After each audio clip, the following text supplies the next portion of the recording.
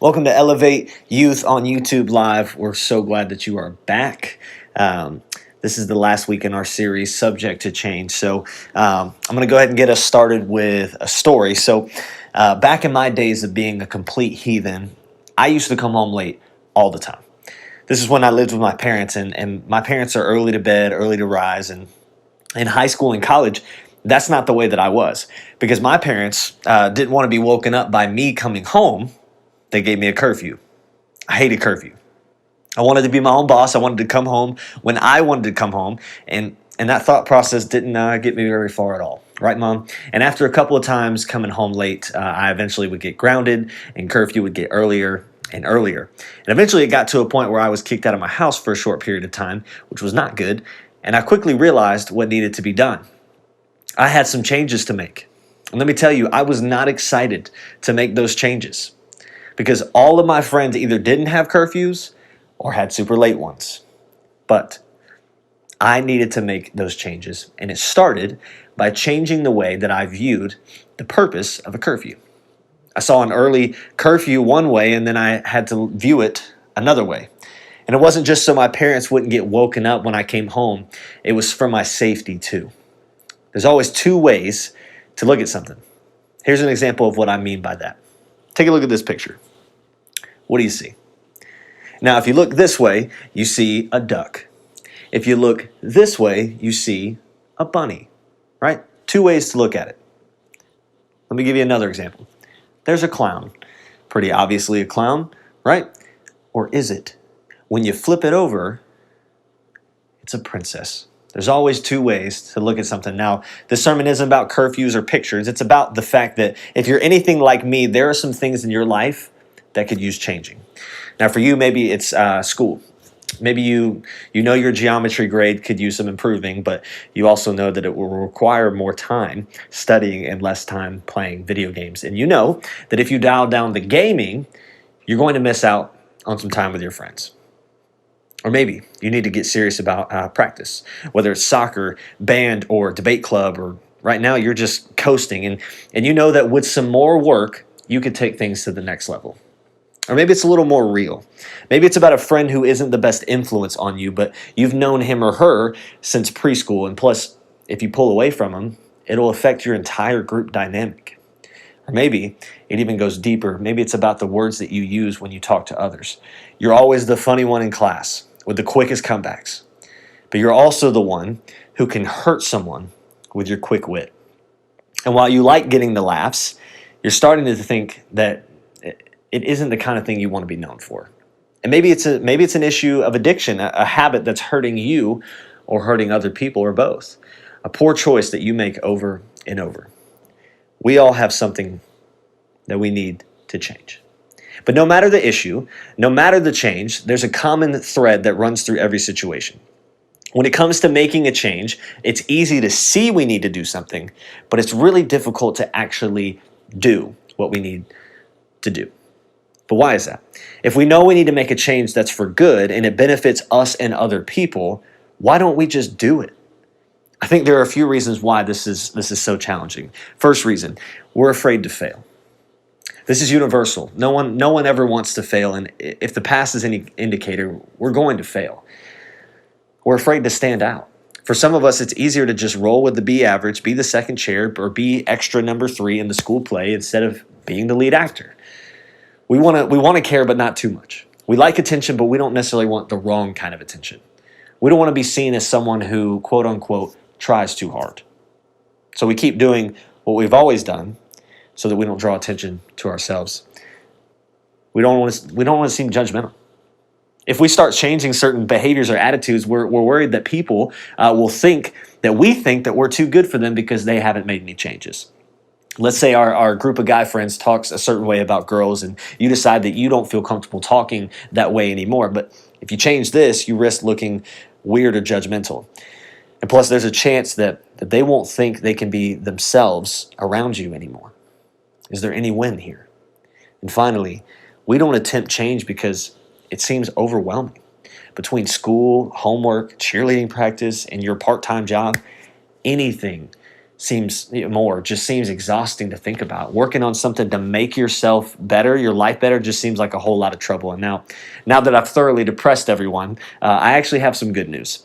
Making a change is possible, and it can benefit you even beyond the actual change itself. So today we're going to look at a passage of scripture from a letter written by a man named James. James was the half-brother of Jesus, but he didn't always believe Jesus was the Son of God. And to be fair, it's tough to believe that kind of claim when you shared a bedroom with that person as a kid. But after Jesus died and then came back to life, James knew, yeah, he really is God's son. He soon became a prominent leader in the early group of Jesus followers. But before we get to that, before we get to what he said in his letter, let me give you just a little bit of background here. During one of Jesus' last talks with his followers, he told them they would be his witnesses in their hometown and beyond, that they would take his message of grace, forgiveness, and the gospel to the very ends of the earth. Jesus was telling them to make a change, to move beyond their comfort zones and out into the world. This was a big vision that could make a big impact, but at first, that didn't happen. Jesus' followers were on board with the gospel, but the idea of carrying that message around the world was intimidating. So most of them stayed right where they were. And then something changed. The early Christians started to be persecuted for their beliefs. Some were even being put to death. And this crackdown on the church caused people to scatter from their city and homes, which is exactly what Jesus had told them to do in the first place. This dramatic change in their lives propelled them to share the gospel in new places, while also growing their faith and dependence on God. This is what was happening in the world when James wrote to new Jewish Christians in his letter. Now, one of the things that he said was this. He says, "Dear brothers and sisters, when troubles of any kind come your way, consider it an opportunity for great joy." Okay, hold on a minute. Consider it joy when you experience trouble. To me, that sounds nuts, especially because this wasn't just any kind of trouble. This was the kind of trouble that could literally lead to death. But James isn't finished. Check out what he says next. He says, "For you know that when your faith is tested, your endurance has a chance to grow." Now, I know that we're all familiar with that phrase, endurance, but we usually associate the word endurance with athletes or athletics. When we train and push past our limits over time, our bodies will acclimate to meet those new limits. You may struggle to bench a certain weight, but eventually it becomes easier. And then you need to, add more weight, which challenges you to grow even stronger. James's words mean endurance isn't just for the gym. It works in every area of life. When we push through the pain and struggle of any kind, including the struggle to change, we don't just become better at that specific thing, we develop personal endurance. We develop an inner strength that can help us in other areas and challenges. And then James says this, "So let it, your endurance, grow. For when your endurance is fully developed, you will be perfect and complete, needing nothing." Essentially, James is saying that practice makes perfect. In other words, pushing through the pain and the hard stuff, enduring, doesn't just make you better at one thing that you're working on, but you're actually learning how to change. It's like you're developing a muscle of endurance that will help you when you face any kind of change. And when you have this perspective, every change you face is another opportunity to grow, not just personally, but spiritually. Think of it this way. God can change the way that you see change. When it comes to change, our tendency is to focus on all the negative things, all the trouble that comes with it. But when we see change as something that has a trickle-down effect into every area, we see that it's more about becoming better than it is about being uncomfortable.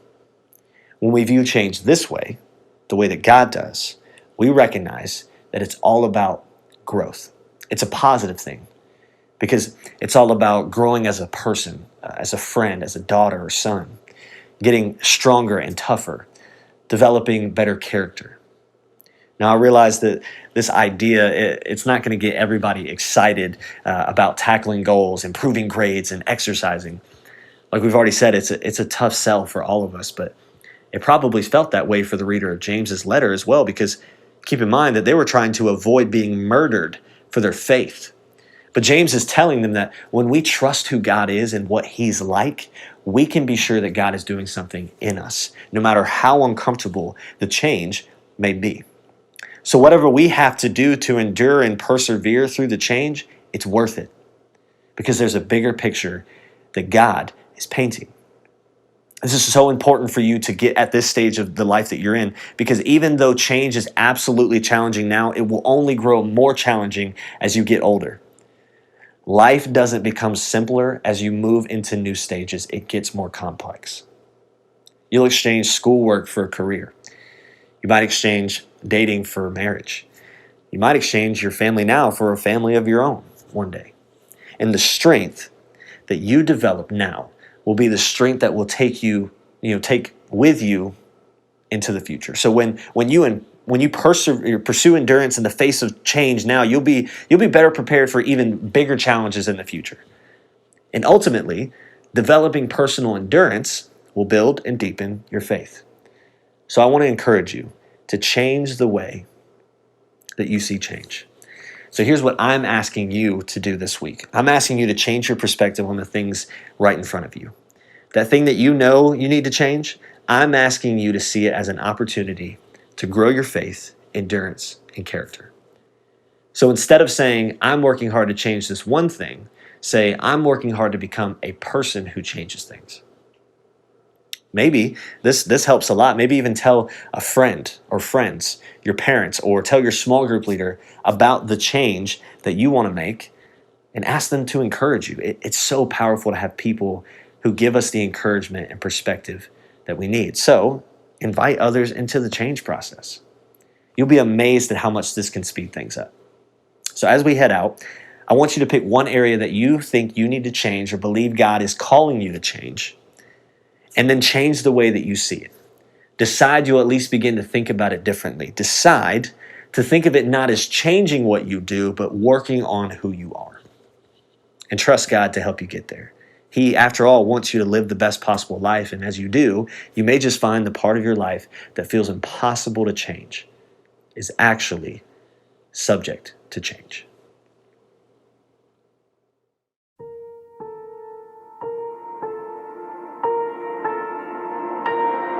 Surrounded, I'm found in the kindness of your love. Awestruck in wonder, my heart is overcome. You carried the weight of all of my shame, with thorns on your head, but forgiveness in your eyes. You said it was finished, then you gave up your life once and for all. The chains of my past are gone. I'm changed, I'm changed. I'm not who I used to be. I'm saved, I'm raised out of the grave that once held me. By the power of your love, Jesus, all because of what you've done forever.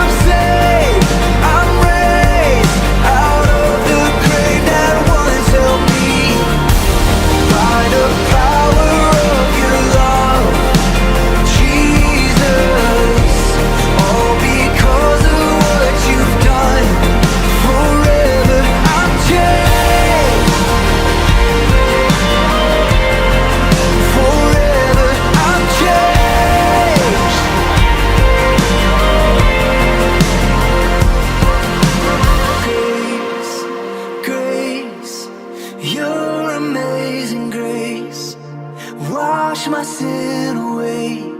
I'll